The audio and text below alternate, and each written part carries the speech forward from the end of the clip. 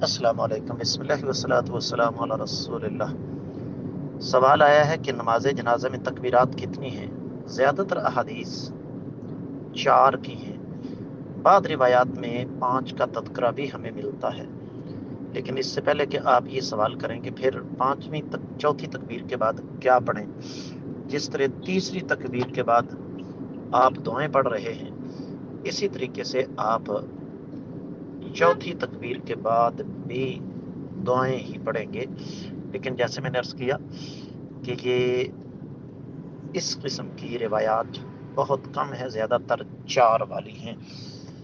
تو یہی وجہ ہے کہ امت کا تقریباً 90% بلکہ 99% سے زیادہ جو معمول ہے وہ یہی ہے کہ 4 تکبیریں پڑھی جاتی ہیں، البتہ بہت کم کہیں 5ویں تکبیر کی باری آتی ہے۔